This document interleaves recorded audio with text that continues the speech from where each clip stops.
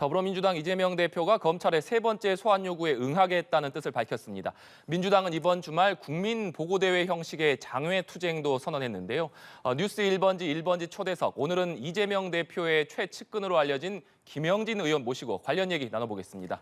의원님 어서 오십시오. 네, 반갑습니다. 네, 안녕하십니까. 의원님 방송에서 오랜만에 뵙는 것 같습니다. 그동안 어떻게 좀 지내셨습니까? 저는 이제 국회 환경노동의 간사로서 국회 활동과 네. 지역인 수원 팔달구에서 지역 주민들과 함께 의사소통하고 의견을 많이 들은 활동을 주로 했습니다. 네, 이 얘기 좀 여쭤봐야 될 것 같은데 제가 인사말에서도 소개해드렸습니다만 의원님께서는 이재명 대표의 최측근이자 7인의 멤버로도 잘 알려져 있지 않습니까? 그런데 의원님이 뭐 탈명을 했다 혹은 또 이재명 대표 주위의 사람들이 좀 떠나고 있다 이런 보도들이 한때 나오기도 했습니다. 이 사실 여부를 먼저 좀 확인해 주신다면요. 실제로 7인회가 정책 결사체로서 활동을 하거나 그런 경우는 아니었고요. 네. 대선 경선 시에 이재명 후보를 돕기 위해서 모든 걸 다 내려놓고 겸손하게 당원과 국민들에게 접근해서 이재명 후보가 승리할 수 있도록 하자 그런 취지로 했기 때문에 네. 그 이후에 특별한 활동을 하지 않았기 때문에 떠나거나 그렇다고 해서 또 결속을 하거나 그런 경우는 아니고 그 관계들은 꾸준하게 유지되고 있고 이재명 대표가 필요하면 연락을 해서 만나고 또 저녁도 하고 또 필요할 때 전화 통화를 하면서 서로 자유롭게 논의하는 과정입니다. 그래서 그 기사는 약간 좀 오보가 네. 많이 섞여 있다라고 생각을 합니다. 이재명 대표의 이른바 사법 리스크가 계속해서 나오면서 당내에서 이재명 대표와 거리를 두는 의원들이 있다 이런 보도들도 나왔잖아요. 이 부분은 어떻습니까? 제가 보기에는 그 대선 패배 이후에 네. 여러 가지 어려움이 있었죠. 근데 지난 많은 대선의 그 후를 여러 과정을 살펴보면 현재처럼 질서정연하게 야당이 자리를 잡고 대응해 나가고 그렇게 하는 경우가 드물었습니다. 네. 근데 이번에 2022년 대선 이후에는 그 체제가 잘 유지가 됐고 또 민주적인 절차에 따라서 당원 당규에 따라서 당대표를 선출했기 때문에 네. 압도적으로 77%의 당원과 국민의 지지를 받아서 대표로 취임을 했기 때문에 네. 그 지도 체제 하에서 같이 움직이고 있지 그것에 뭐 해서 그 지리멸렬하거나 그런 과정은 아니라고 봅니다. 그렇다면 일부에서 나오는 이른바 비명계의 목소리가 조금 과대하게 좀 나오고 있다 이렇게 해석하면 좀 되겠습니까? 제가 보기에는 더불어민주당 아닙니까? 네. 말 그대로 더불어민주당. 그러니까 많은 차이들이 있지만 그 속에 민주주의적인 질서 원칙대로 당을 운영하고 또 의원들과 당원들은 그 질서에 같이 맞춰서 가고 있다라고 보는 거죠. 그런데 해당 정치적 사안을 바라보거나 판단하거나 네. 그거에 대해서는 다양한 의견이 있고 그 다양한 의견을 민주당은 충분하게 수용하는 거죠. 네. 국힘인 당대표 선거처럼 일방적으로 누가 지시해서 지명해서 당대표를 네. 뽑는 그런 정당은 아닙니다. 네, 알겠습니다. 이재명 대표 수사 관련 얘기를 본격적으로 좀 해보도록 하겠습니다. 이재명 대표가 대장동 위례신도시 의혹과 관련해서 검찰의 추가적인 소환 요구에 좀 응하지 않을 것이다 이런 전망들이 많았었는데 이 대표가 기자회견을 열어서 직접 나가겠다 이렇게 밝혔습니다. 먼저 이 대표가 검찰의 추가 소환 요구에 응한 배경은 저희가 어떻게 좀 봐야겠습니까? 이재명답다라고 저는 생각을 합니다. 네. 1차 소환 때도 두 번째 소환 때도 사실은 1차, 2차 합해서 12시간 반씩 25시간을 사실은 그 조사한 거 아닙니까? 네. 저는 그 정도 시간이었으면 충분하게 소명이 됐다라고 보는데 검찰에서 무리하게 2차 소환을 위해서 1차 소환 때 답변을 반복하고 네. 답변을 또 지체하고 그런 형태가 있었기 때문에 이재명 대표가 이거는 기소를 목적으로 한 수사이지 팩트와 증거에 기반해서 범죄 행위나 객관적 사실을 확인한다라고 하는 본래 취지와는 무관하다라고 생각했지만 기자회견에서 발표했듯이 대선을 패배한 사람으로서 또 오라고 하니까 간다. 가서 얘기하겠다라는 입장이 저는 적절한 것 같아요. 그래서 네. 그거는 여러 가지 그 당내 국회의원들이나 당원들이 이제는 그만 가자. 정치적 보복과 정치적 탄압의 성격이 명확하고 답정 기속, 기소는 결정된 것에 대한 절차적인 과정을 하려고 하는 그런 검찰 행태에 대해서 단호하게 대응하자라고 했지만 네. 그래도 법적 절차와 질서를 지키는 게 타당하다라고 하는 이재명 대표의 결단이었다 그렇게 보고 있습니다. 네. 이재명 대표의 기자회견 내용 중에 보면 이것이 대선 패배의 대가다 이런 얘기를 했습니다. 이건 어떤 의미로 저희가 좀 봐야겠습니까? 그러니까 88년 대통령 직선제 이후 대통령 후보로 같이 경쟁을 하고 당선된 후보가 현직 대통령이 해당 시기에 같이 경쟁을 했던 야당 후보를 네. 이렇게 잔인하고 길게 정치적 보복을 하는 경우는 이번이 처음이었습니다. 실제로. 네. 그래서 그런 과정에 대한 좀 그 평가라고 하지 할까요? 그런 느낌이라고 보고요. 그렇기 때문에 저희들이 판단하기에는 이게 정상적인 수사라고 보기보다는 그런 대선의 과정에 대해서 정치적 반대편, 야당에 대한 탄압과 보복이 너무 농후하다. 그런 취지로 저희들은 판단하고 있는 겁니다. 네. 그렇다면 이번 토요일에 국민보고대회 그러니까 사실상의 장외투쟁에 돌입하기로 결정한 것도 그러한 판단이 좀 영향을 미쳤다라고 보면 되겠습니까? 그렇죠. 그러니까 법은 누구에게나 사실은 공정해야 되는 거 아닙니까? 대통령이거나 네. 대통령 부인이거나 야당 대표이거나 국회의원이거나 일반 국민이거나. 근데 지금은 그 공정한 법 집행이라고 하는 부분들이 편파적으로 야당 대표인 이재명 대표에게만 집중되고 있다. 네. 두 번째는 지난 1년간 70여 명의 검사를 동원해서 밤낮 없이 조사를 다 했습니다.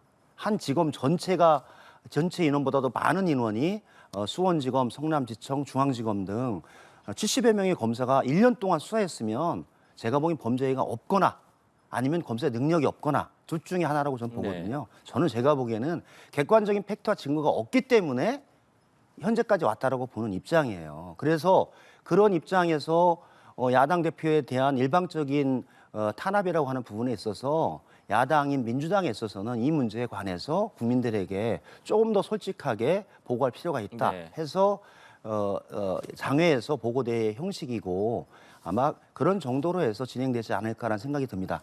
상식적으로 대야 관계를 풀었다면 과연 장외투쟁이 필요했을까? 민주당으로서는 국회와 여야 정이 그 협치를 통해서 현재 민생 경제의 어려움을 해결하는 곳에 집중하고 싶다라고 하는 네. 명확한 메시지를 던졌는데 1년 동안 야당 대표에게 단 한 번의 대화도 없는 일방통행식 그 윤석열 정부에 관한 이런 행태 자체가 장외투쟁을 불러왔다라고 저는 보고 있습니다. 네.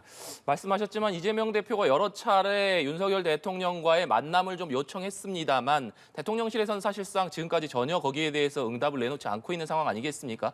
앞으로도 뭐 이런 기조가 좀 유지될 것이라고 보십니까? 그래서 저는 윤석열 대통령이 좀 상식적으로 그 나라와 국정을 이끌어 나가는 게 필요하다. 네. 예전에 클린턴이 문제는 경제야, 바보야 이렇게 했잖아요. 지금은 문제는 야당 탄압이 아니라 민생 경제다. 이 화두에 저는 여야가 같이 집중해 나가면서 야당 대표인 이재명 대표와 정부의 대표인 윤석열 대통령 그리고 여당의 대표 네. 같이 모여서 현재 민생 경제의 어려움을 해결해 나가는 그런 길들을 모색해 나가는 것이 지금 필요한 것이지 야당 탄압에 야당 대표를 기소하기 위해서 모든 국가의 그 능력과 검찰권을 다 동원해서 하는 것이 과연 이 시기에 맞는 일인가? 국가적 에너지를 소비하는 게 맞는가? 네. 여도 그렇고 야도 그렇고 저는 윤석열 대통령도 마찬가지다. 그래서 정상으로 돌아와야 될 때가 됐다라고 보고 있습니다. 네. 민생 얘기를 해주셨으니까 이 질문을 안 드릴 수가 없을 것 같습니다. 요새 가장 민생의 큰 문제라고 한다면 역시 난방비 문제 아니겠습니까? 너나 할 거 없이 난방비 폭탄 때문에 무서워서 보일러도 못 틀겠다. 이런 얘기들이 쏟아지고 있는 상황인데 정부 여당에서는 이번 난방비 폭탄 문제를 놓고 문재인 정부 책임론을 좀 제기하고 있는 상황이에요. 이 부분은 어떻게 보십니까? 참 구차한 변명이라고 생각합니다. 차라리 지금 난방비가 급등한 이유 중에 하나는 러시아 우크라이나 전쟁을 필두로 한 전쟁과 네. 인플레이션에 의한 이유다. 이렇게 구체적으로 얘기하는 게 저는 솔직한 거죠. 그걸 문재인 탓이라고 한다는 거는 저는 말이 안 되는 일인 것 같아요. 그리고 러시아 우크라이나 전쟁은 윤석열 정부 때 시작이 돼서 네. 더 집중이 되면서 그 과정에 대해서 유럽도 그렇고 미국도 그렇고 난방비가 오른다는 것은 누구나 예측 가능한 사실이었습니다. 그래서 유럽에서도 이런 난방비 폭탄에 대해서 대응하기 위해서 물가 보조금이라든지 아니면 연료비 지원이라든지 아니면 서민에 대한 지원들을 해왔던 거죠. 네. 그런 절차적인 이 과정에 예고된 위험에 대한 준비들을 윤석열 정부가 제대로 못 해왔다라고 저는 솔직하게 얘기하고 지금이라도 늦었지만 국회에서 여야가 손을 맞잡고 이런 민생 문제에 관해서 대책을 한번 논의하자. 네. 그렇게 하는 게 솔직할 것 같습니다. 네. 그런 차원에서 이재명 대표가 7조 2천억 규모의 에너지 물가 지원금을 언급하기도 했고 또 30조 원 추경, 또 횡재세 도입도 거론하기도 했는데 의원님께서 보시기에 이번 난방비와 관련해서는 어떤 대책이 좀 필요하다고 보십니까?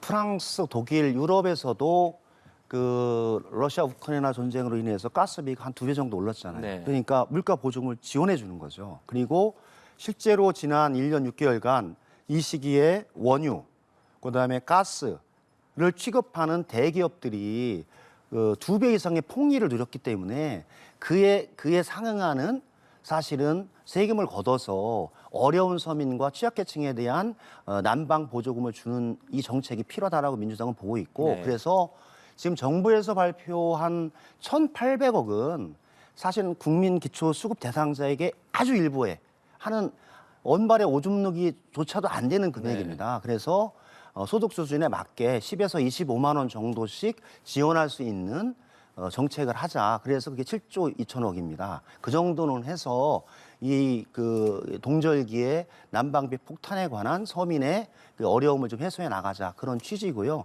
요거는 금액이나 수위는 여야 간의 협의를 하고 국회 심의를 통해서 네. 충분히 조절이 가능하다고 보고 있습니다. 네. 의원님께서도 말씀해 주셨지만 이재명 대표가 어떤 7조 2천억 원 규모의 지원금을 얘기하니까 국민의힘에서는 여기에 대해서 강하게 좀 반발하고 있는 상황입니다. 의원님께서 여야가 머리를 좀 맞대고 난방비와 관련된 대책을 내놓을 필요가 있다 이렇게 강조해 주셨습니다만 현재 분위기로만 본다면 여야가 조금 이 부분과 관련해서 머리를 맞대고 대책을 내놓을 수 있을까 이런 의문도 좀 들거든요. 저는 민생 문제 앞에 여야가 없다. 네. 그리고 그거는 단호하게 그 민심과 국민의 심판을 받을 것이라는 생각이 듭니다. 실제로 연료 그 가스비나 난방비 관련해서 뭐 15만 원이 30만 원으로 20만 원이 40만 원으로 사실은 깜짝 놀라신 이제 난방비 폭탄을 받은 네. 국민의 입장에서 본다면 그것이 마치 그냥 포퓰리즘이다 이렇게 치부해버리면서 각자 도생 모든 책임 국민들이 알아서 하라. 이게 제가 보기엔 더 무책임한 형태이다라고 보거든요.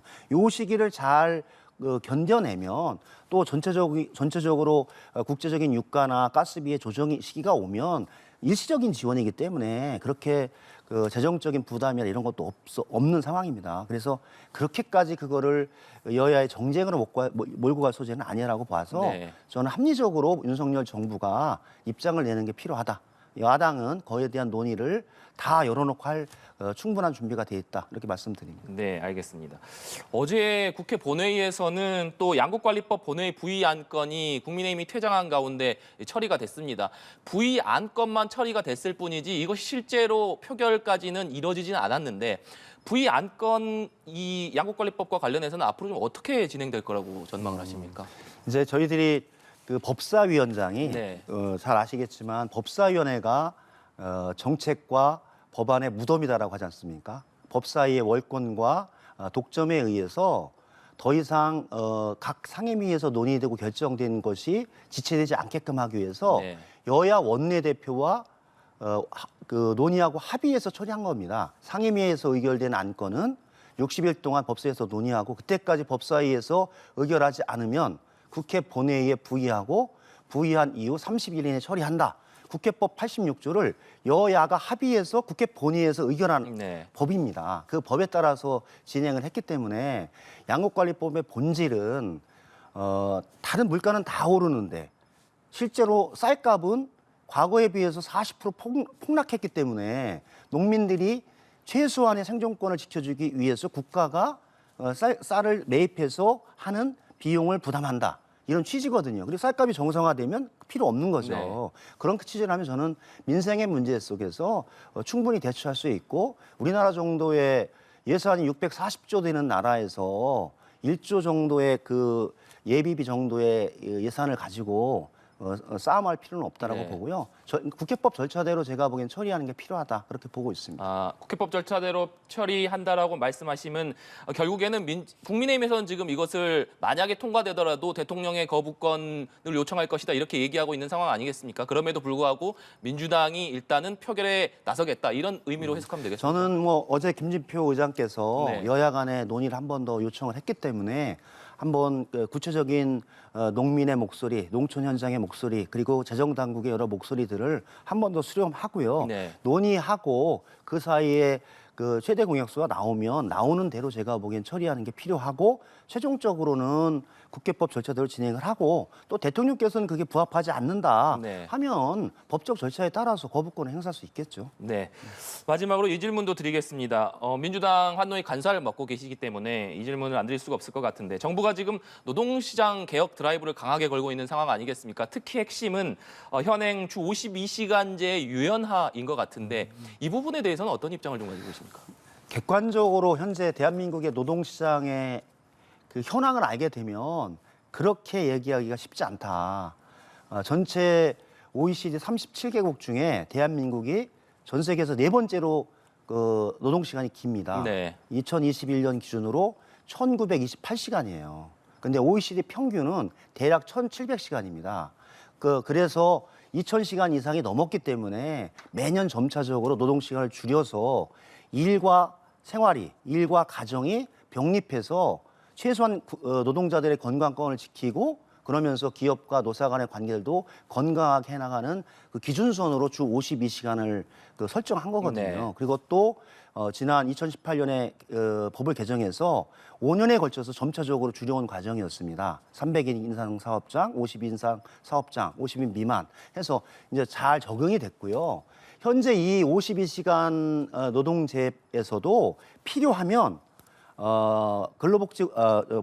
고용노동부에 특별 연장근로를 신청해서 네. 필요한 부분은 충분하게 연장근로를 할 수 있게끔 길이 열려 있습니다. 현재도 그것도 이용하는 기업들이 많이 있고요. 네. 근데 이거를 60시간, 최대 80시간까지 연장하자라는 거는 제가 보기엔 상식적이지 않다. 그리고 장시간 노동이 항상 생산성을 높인다라고 하는 증거도 없다. 그럼 전 세계에 있는 OECD 37개국들이 왜 노동시간을 줄였겠습니까? 그러니까 최소한 OECD가 현재 1,700시간이 평균인데 그보다 220시간이 많은 1,920시간 하는 대한민국으로서는 52시간 노동제를 잘 지켜나가면서 네. 추후 어떻게 이것을 더 조정해 나갈 것인가를 합리적으로 논의하는 게 필요하고 그 속에서 노사, 그다음에 노사정, 경사노위가 논의해 나가면서 사회적 합의를 통해서 안을 만들어 나가야 된다. 그렇게 보고 있습니다. 네, 알겠습니다. 지금까지 더불어민주당 김영진 의원과 얘기 나눠봤습니다. 오늘 말씀 고맙습니다. 네, 고맙습니다.